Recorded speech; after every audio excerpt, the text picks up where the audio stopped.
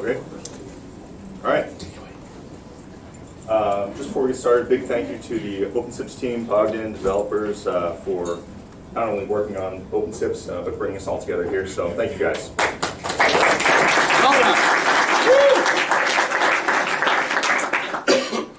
So as Alex said, I'll be talking to you today about supporting mobile clients in a distributed SIP signaling infrastructure using OpenSIPS. And before we do that, you might have some curiosity about who I am. My name is Tamme. I am principal engineer at OnSIP.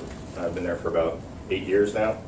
OnSIP is a hosted SIP platform provider. So if you're a developer of a mobile app or web application and you want to integrate SIP calling or PSTN calling, we can provide the backend signal infrastructure for you so that you don't have to worry about that. We've also built a hosted PBX platform on top of that SIP infrastructure because it's a generic platform.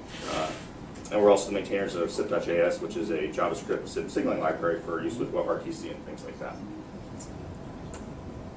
There's a couple of slides in here that are kind of some small stuff, so if you want to download the slides, you can go to tinyurl.com/OpenSIPS2018 and download a PDF. So I'll leave that up for just a second here.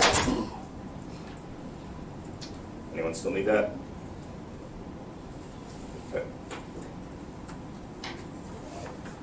So just a quick overview. We're going to talk about our general server architecture and signaling path that we're going to use for the examples in this presentation. And then we're going to sort of tell a little story to do some problem discovery. And then we're going to look at what some of the standardized recommendations are for solving the problems that we're discovering. And then take a look at, in practice, what worked for us, along with the recommendations that people have made. And at the end, hopefully we'll have time for a brief technical demo that I believe should work, and maybe some questions, we'll see. So this is what the infrastructure is that we're going to be talking about briefly. I'm going to call this a stack. Basically, user agents are connecting to an edge proxy, and that edge proxy is handling all the connection-based protocols, things like that. And that all backends into a core proxy, which is doing all of our logic and routing and RFC 3263 federation and stuff like that. And then that core integrates with a registrar, which is doing a single job of user location and registration, so saving and lookup.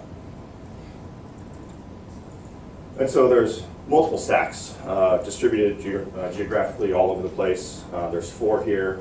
We actually are operating 8 stacks right now. And each of those stacks, the registrar is backended into Cassandra for distributed user location. So each stack functions independently and can serve its client base by itself, but they also federate cross-stack so that if a user in the stack over here is calling a user in a stack over there, the registration lookup happens, path headers are used, and everything routes just normally via SIP routing, no crazy stuff. And it's also federated so it works with the open internet, so you can call anyone on the internet, anyone on the internet calls you. Okay, so we've got mobile clients connecting through edge proxies to core proxies via the registrar, making calls between each other. What's the problem? So we're going to do a little storytelling here. So Alice is the CEO of Acme Corp, and she's got a shareholders meeting in 10 minutes. And there's a problem in the numbers from Biloxi GmbH, which is a subsidiary of Acme Corp. And she needs to talk to Bob, the general manager over there, right away. So Alice simply picks up the phone, makes a phone call, and her client sends an invite to the edge proxy, and the edge forwards it up to the core. I've omitted the registrar in here. The registrar, by the way, can be on the same server or not. It's not really relevant, but that registrar facilitates user location lookup. We get 2 branches appended, one for Bob's desk phone and one for Bob's mobile client, and that routes back down to the edge and then goes out to wherever Bob's phones are. And that's all fine and good except for one problem. Bob has gone to lunch. So he's left the building, he's just got off the office Wi-Fi, he has his phone, but it's dropped the connection, and his SIP registration interval has not expired, so he's dead in the water. He's got nothing. So our previous call example is not really what happens. This is what we get instead, and that the calls fork. The call to Bob's desk phone rings indefinitely, and Bob's mobile client never gets the call, and eventually he'll get a 430 flow failed back from the edge proxy after the SIP transaction timer times out. If you're lucky, the edge will have realized the connection is dead sooner and will send back the flow fail sooner, but likely it will just hang there for quite some time. So Alice can't explain the numbers to the shareholders, and Bob and her are in the market for new jobs. Oops, that is not what I wanted to do.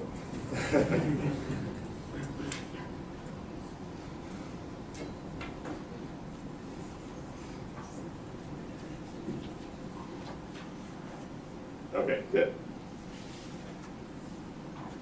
Okay, so what's broken in this situation? It boils down to a dead flow or a dead stale contact registration. And this can happen for any number of reasons. Network transitions we just talked about, OS backgrounding or killing applications, specifically in the mobile environment, iOS, pretty much as soon as the application is on the home screen, it's completely dead. It doesn't get any more network notifications or anything.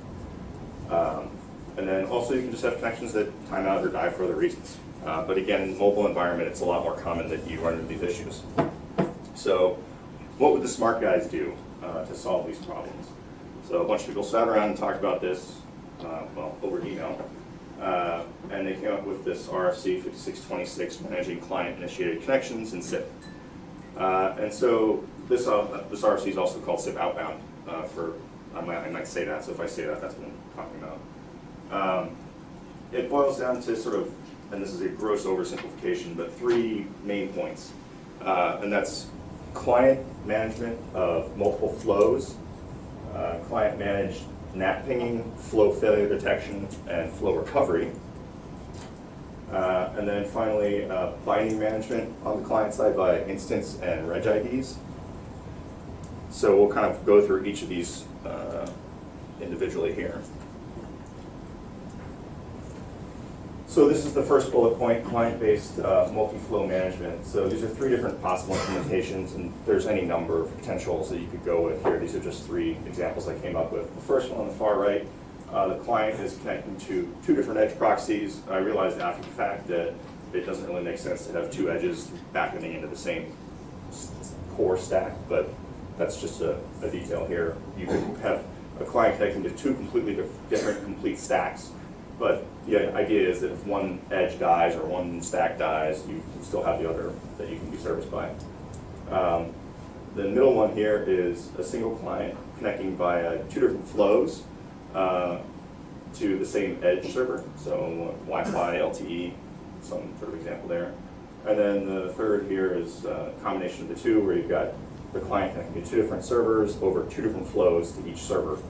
And you can see that it gets complicated quickly, and yeah, if that's what you're trying to do for redundancy, it becomes difficult to manage on the client side.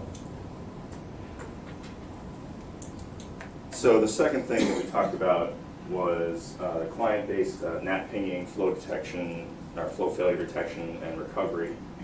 And so RFC 5626 says that for connection-based protocols, clients should be using a double CRLF ping, and the server should respond with a CRLF PON.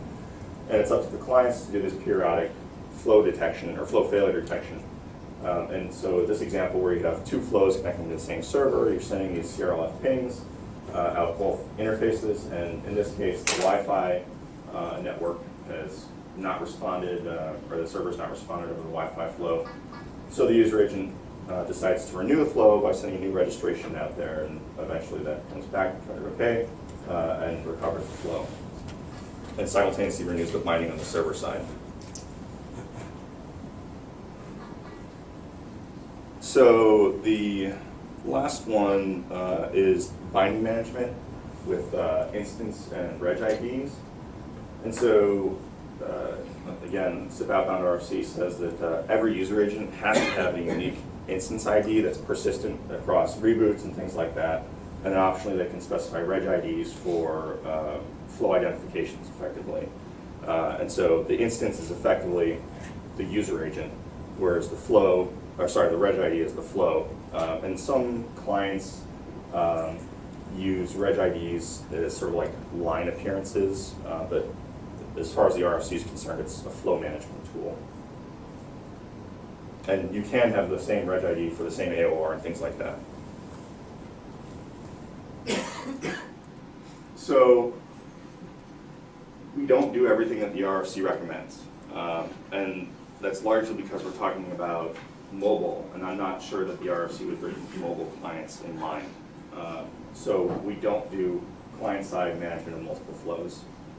And there's a little asterisk there because we do refresh flows from the client side.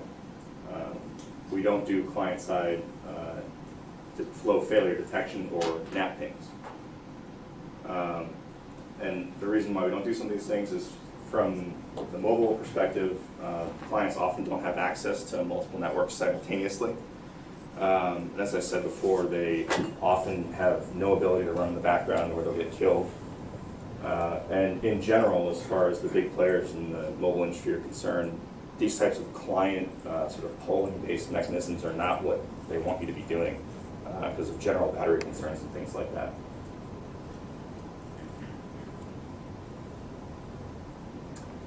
So what we do in combination with some of the recommendations from SIP Outbound, so we do server-side push notifications to get clients to re-register, and I'll explain that a little bit more. It's basically we've duplicated the NAT helper and repurposed it so that we can have extremely long expiration times for registrations, and then send a notification to basically tell clients to renew their client or renew their bindings. And I'll talk about that in more detail in a little bit. And then coupling that with the use of instance IDs and reg IDs, and star, we actually don't use reg IDs. We don't support multiple flows from a single client right now. But using the instance IDs, we get unique bindings for a given user agent. So we don't end up with tons of different stale registrations for any given user agent. We have a single binding for the most recent known working flow. And then finally, we do asynchronous push notification with client-side flow recovery.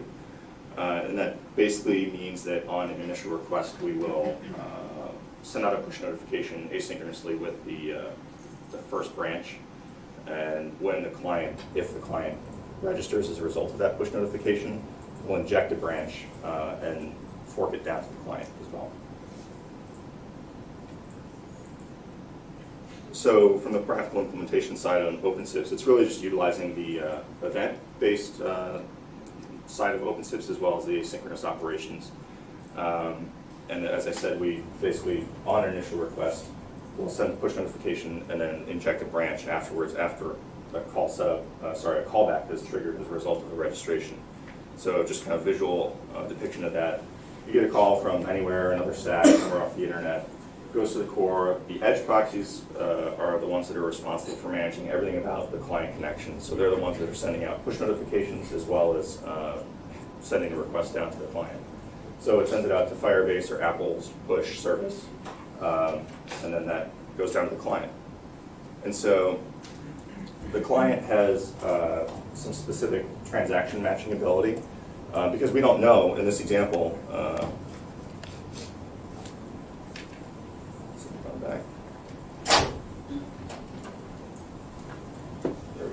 we don't actually know whether or not the invite's going to get to the client in this case. It's possible it does, it's possible it doesn't. So from the client perspective, we construct a push notification with all this information in here, specifically the call ID from tag, so it can do transaction matching to determine if it's already processing this transaction. So in the event that it has a working flow, it can ignore the push notification and do nothing.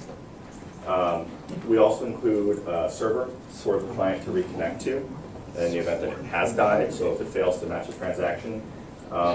So for instance, I live in Colorado and I get on an airplane and I get off the airplane in Amsterdam and somebody tries to call me, but my client hasn't reconnected because my registration interval is 24 hours.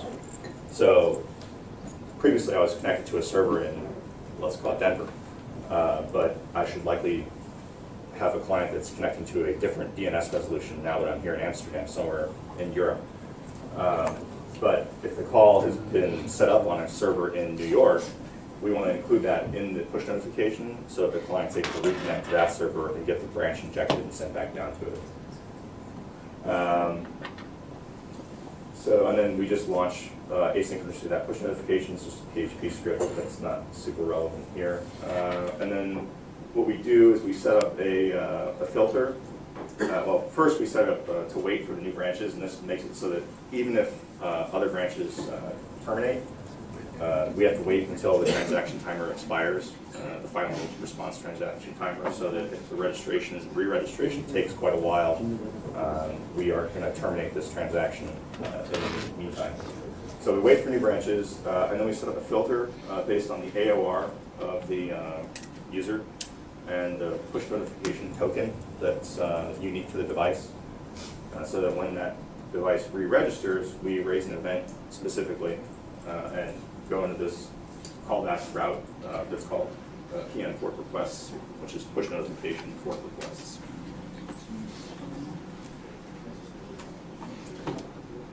So again, quick visual. So after the push notification has been fired, let's say that the client says, I can't match this transaction, so I need to re-register based on the server that's been specified in the push notification. Goes up to the appropriate edge server that was in that, registers, notification comes back from the core, and the edge is where we raise this event based on the 200 to that register. So the registrar module has a built-in mechanism to raise an event on registration, but because we decouple the registrar from our edge server, we are raising the event on the 200, so we know there's been a successful registration. So that's a little bit different than what sort of the out-of-the-box implementation might look like. But you can do it just on the registrar and have it automatically fire even for you.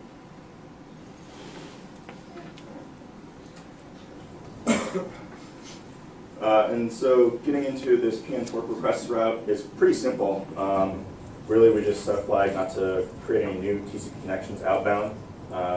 We inject a branch, and that gets relayed. So it's really straightforward. And so now, after, again, the invites come down, push notification's gone out, the client has re-registered in this case, injected a new branch, sends it down, and now they can answer the call. So this is what you probably can't see up here that you can see better in the slides, but I wanted to include a complete ladder diagram of that flow so that if you wanted to reference it later, you could. But I'm guessing nobody can read that, so I won't go over much here. So after all that, Bob gets the invite after the push notification re-registration process, and he says, oh no, that was just a typo, I missed a few zeros here or there.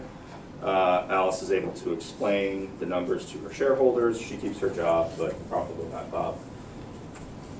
So we gloss over a few details here for the sake of time. Talking about the NAT helper and the ping sort of stuff. So the most important thing to kind of keep in mind here is we're trying to minimize the amount of work that the client's doing. And so we've switched to the idea of having extremely long registration times. So 24 hours could easily be a feasible registration interval for a mobile client. All we care about is keeping a single contact binding, whether or not it's alive, because we can use a push notification to refresh that client. So you can have your iOS client running, well, it's not running, it's dead, for 24 hours, days, whatever, it doesn't matter, as long as you've got a contact binding in the database.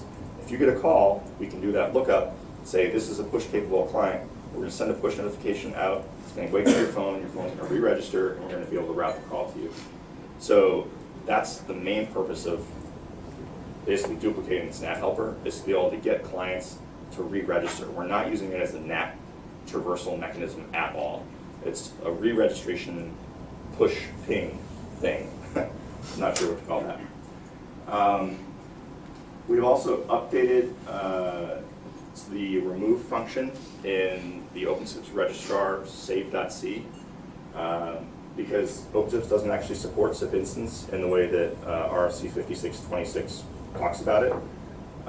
It's a really simple thing, and that what we've done is we've modified, again, I'll show the code here briefly, just one function that allows us to pass a parameter that starts with a URN, which is what the SIP instance is, a uniform resource name. And if it starts with URN, then we will remove every single contact that has that matching URN.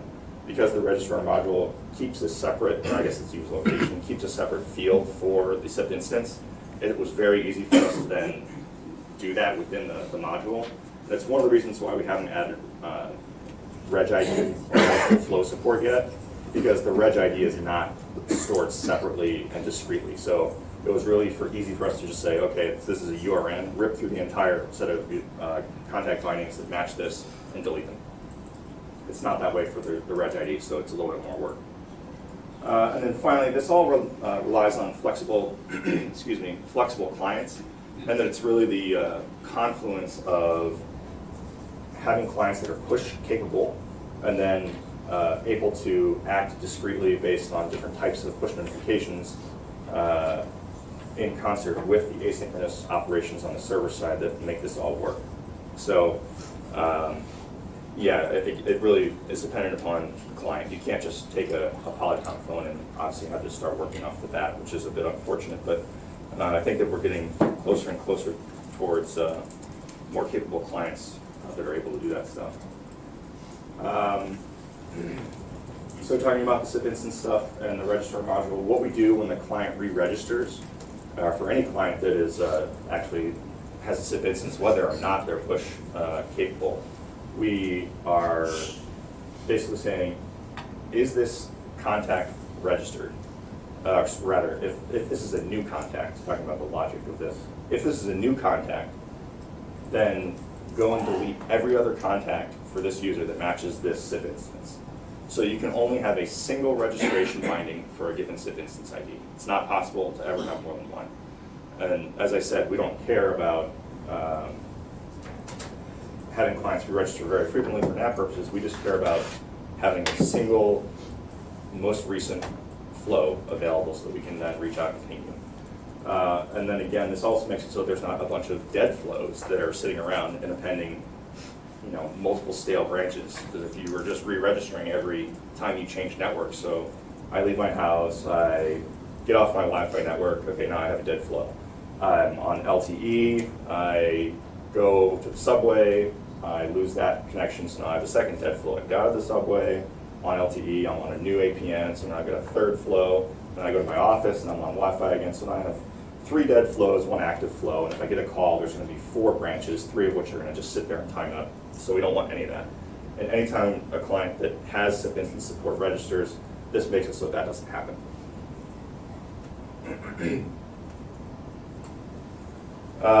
So this is the small block of code that we've changed in registrar.c. And you can see here up the top, really all we've done is say that if the beginning of the URI that's passed as the contact parameter matches the URN as the first 3 characters, or 4 characters, I think. Yeah, URN colon. Then we will go through and remove any instance or any contact whose instance matches.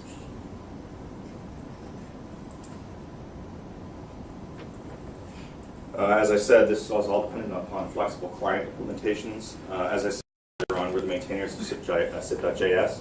So all of our mobile clients are written in SIP.js and WebRTC, so they're all WebSocket WebRTC based. We do have customers who are using LinPhone and doing this as well with the mobile clients that they're writing themselves. And you could use any library you want, but that's really the requirement is you need to have a flexible programmatic way to do this. You can't just have an off-the-shelf phone. Should I bring my USB cable up here? Oh, yes, it did. Okay, so we'll try and do a demo here. Do how much time do I have? Not much. Okay, I'll try and make it quick.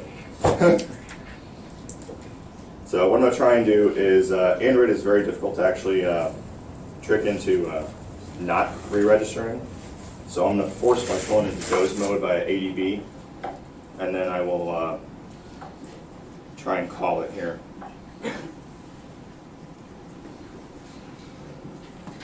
Okay. So, set up. So what I'm going to do is force my phone into doze mode, and I'm going to restart the Edge server that it's connected to, which will make its connection drop.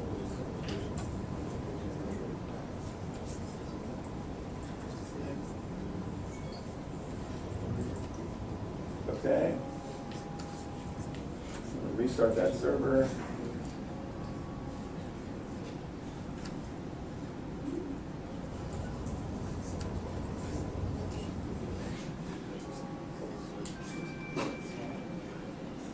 Okay, and can't really see it, but my phone is ringing here.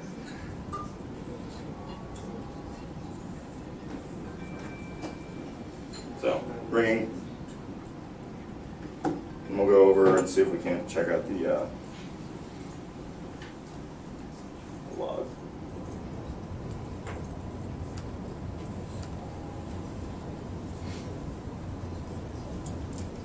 Okay. So, here you can see the invite comes in. Right here you can see failed to route, but launched push notification. So we'll wait and see.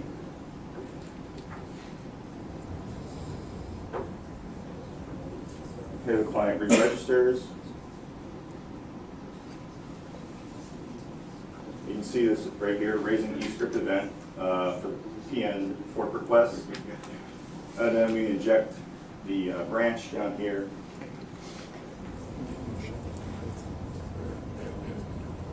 Yeah, here it says injecting branch. Sorry, this is wrapping around the screen quite a bit. And that's pretty much it. So with that, I don't know if we have any time for questions, but if not, thank you. We have time for one question. Okay. One lucky individual will be chosen. Does anyone have a question for Eric? Excellent. You're right, Mike. Okay. Come on, come on. Check your mic, David. Good morning. Check. Thank you very much for your presentation. I had a question about push notifications, especially. Okay. How much delay do push notifications introduce? Like, is that noticeable? I mean, like half a second or something. I mean, but they don't introduce any delay if the client's actually registered, because the invite has already been sent out. So if the flow is there, they'll do the transaction matching when they get the push notification and nothing happens, and it just works as if nothing happened. But in the case where they were dead, there's some delay in the push notification getting to the device, but it's better than not getting the call. So we're thinking like 1 or 2 seconds, right? Oh, no, it's not that long. Like I said, it's a half a second maybe. Okay, so thank you. Yep. Thank you, Eric.